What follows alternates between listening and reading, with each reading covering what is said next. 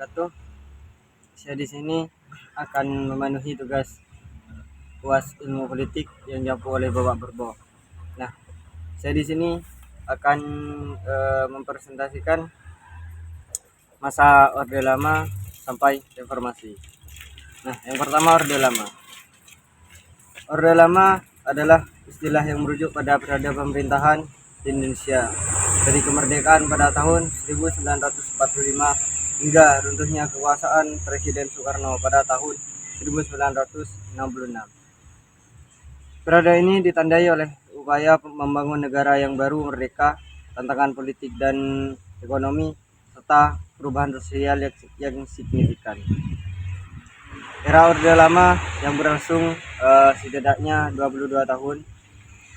Awal Orde Lama ditandai oleh dua. Yang pertama, proklamasi kemerdekaan dan pembentukan pemerintahan. Proklamasi kemerdekaan terjadi pada tanggal 17 Agustus 1945. Soekarno dan Hatta memproklamasikan kemerdekaan Indonesia dari penjajahan Jepang. Nah, sedangkan pembentukan pemerintah terbentuk setelah proklamasi. Republik Indonesia dibentuk oleh Soekarno sebagai presiden pertama dan Muhammad Hatta sebagai wakil presiden. Yang kedua, revolusi nasional.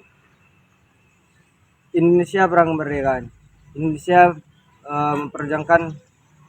mempertahankan kemerdekaan melalui revolusi melawan Belanda yang ingin kembali menjajah. Perang ini berlangsung hingga pengakuan kedaulatan oleh Belanda pada tanggal 27 Desember 1949. Nah, pada masa Orde Lama ini ada dua masa. Yang pertama, masa demokratis liberal yang terjadi pada tahun 1949 hingga 1959. Berbagai pemberontakan terjadi pada tahun 1950 hingga tahun 1959. Adanya penggunaan UUD Republik Indonesia Serikat serta UUDS 1950 yang memiliki nilai dan menganut sistem parlementer, di mana kekuasaan eksekutif atau pemerintahan ada pada tangan Perdana Menteri. Dalam periode tahun ini terjadi beberapa pemberontakan. Yang pertama, pemberontakan Andi Aziz pada tahun 1950 serta pemberontakan Permesta pada tahun 1958 dan pemberontakan Kahar Muzakkar pada tahun 1962. Akibat terjadinya berbagai pemberontakan tersebut memberikan dampak negatif pada jalannya pemerintahan yang ada, di mana kabinet terus-menerus jatuh bangun selama periode 9 tahun tersebut. Hal ini dikarenakan dalam periode tersebut terjadi pergantian Perdana Menteri sebanyak 8 kali dan ada pula kabinet yang memiliki usia jabatan hanya 3 bulan. Dengan situasi politik pada saat itu dan keamanan bangsa Indonesia yang terancam, hampir tidak ada pembangunan yang terjadi sehingga yang membuat kesejahteraan masyarakat diabaikan. Nah, yang kedua, masa demokrasi terpimpin yang terjadi pada tahun 1959 hingga 1966. Pada 5 Juli 1959, Presiden Soekarno mengeluarkan dekret untuk kembali ke Undang-Undang Dasar 1945, mengembalikan sistem presidensial di mana presiden menjadikan kepala pemerintahan. Setelah kekuasaan eksekutif kembali ke Soekarno, ia menuntut penyesalan masalah Irian Barat yang seharusnya dirundingkan setahun setelah perjanjian konferensi meja bundar atau disebut dengan KMB. Karena Belanda menolak merundingkan masalah tersebut, Indonesia memutuskan untuk berperang dan mengambil kembali Irian Barat. Indonesia membeli persenjataan secara besar-besaran dari Rusia, menjadikan angkatan bersenjatanya yang terkuat di selatan Katulistiwa. Soekarno memiliki Letnan Kolonel Soeharto, memimpin serangan umum pada tanggal 1 Maret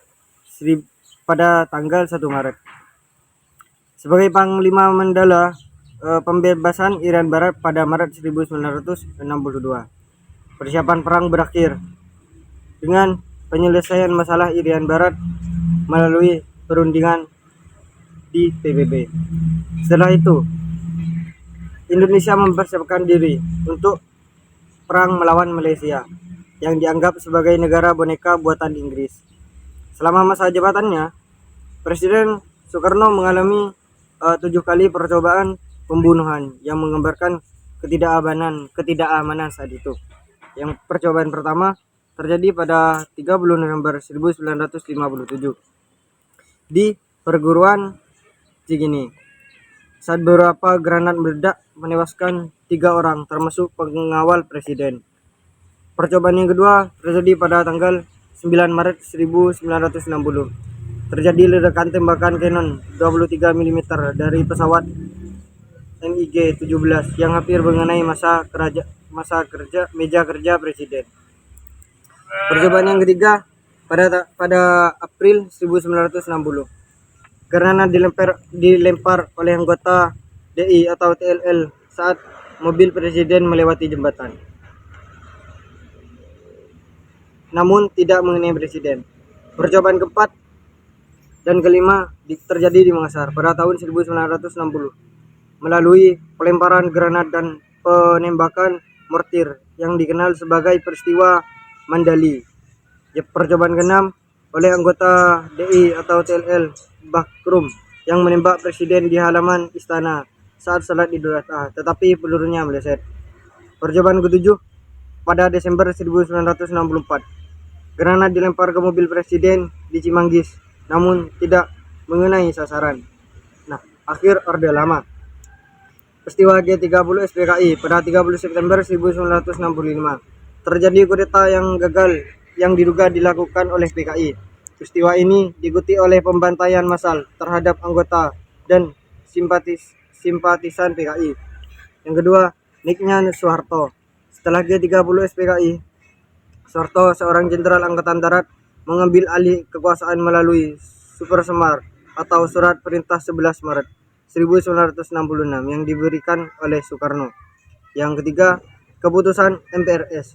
Pada tahun 1967, MPRS atau Majelis Permusyawaratan Rakyat Sementara mencabut mandat Soekarno sebagai presiden dan mengangkat Soeharto sebagai pejabat presiden, yang menandai berakhirnya Orde Lama dan dimulainya Orde Baru.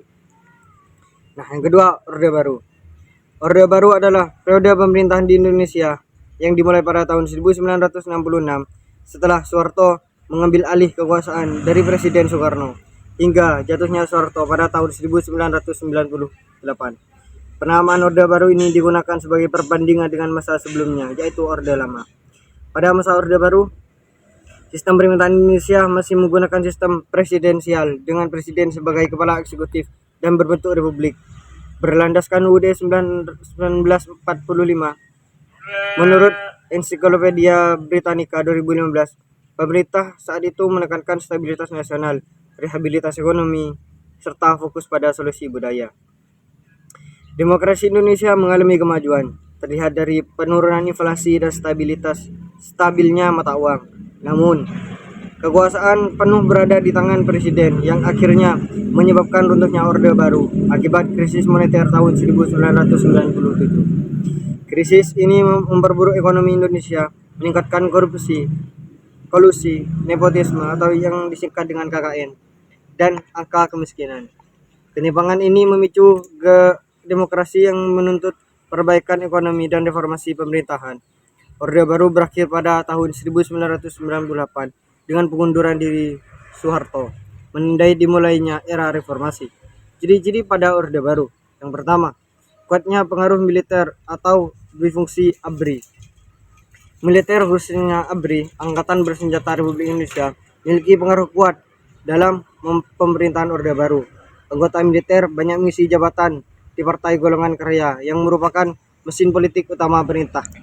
ABRI terlibat dalam kegiatan sipil seperti ABRI masuk desa dan mengisi jabatan sipil dan militer sekaligus serta menjadi komisaris di berbagai perusahaan besar yang mencerminkan praktik dari KKN.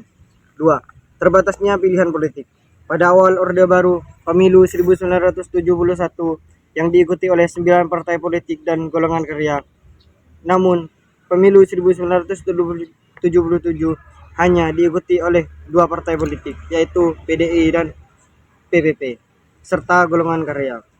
Pembatasan ini bertujuan untuk mengendalikan ideologi yang berkembang, menciptakan kestabilan politik dengan mengurangi kekacauan yang terjadi pada masa Orde Lama. Yang ketiga, pembangunan yang masif. Pemerintah fokus pada membangun infrastruktur fisik dan non-fisik sebagai prioritas utama. Menanggapi kekacauan ekonomi pada tahun 1965, pemerintah membuka keran modal asing dan domestik untuk memperlancar pembangunan dan menormalkan perekonomian. Yang keempat, pemerintahan sentralistik. Pemerintahan bersifat sentralistik dengan kendali pusat terhadap pemerintah daerah.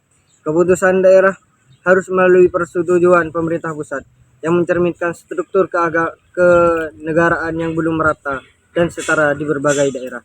Nah, yang ketiga, era reformasi.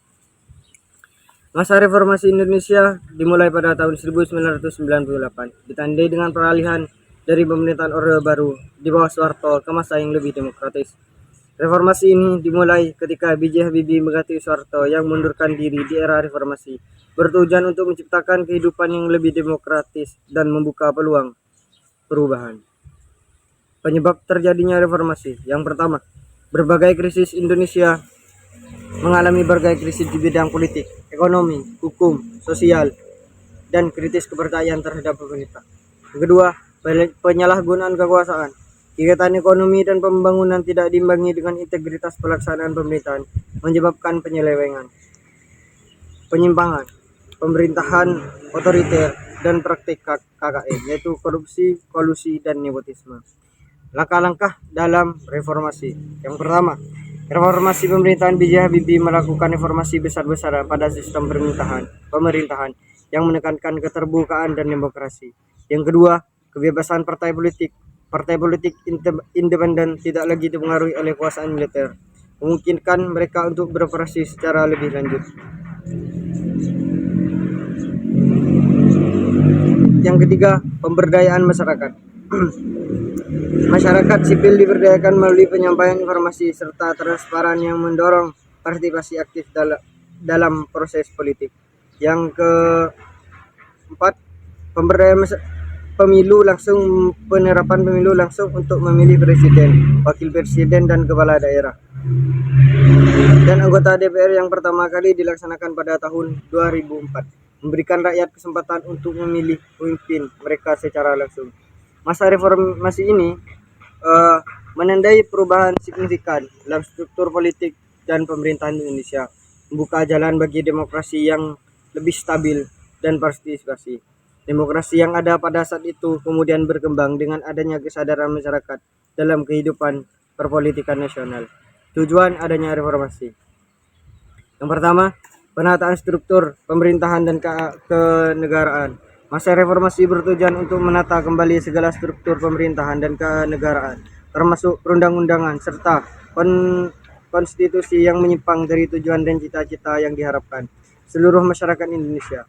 Reformasi ini berupaya untuk menciptakan sistem pemerintahan yang lebih adil, transparan, dan akuntabel. 2. Perubahan serius dan bertahap.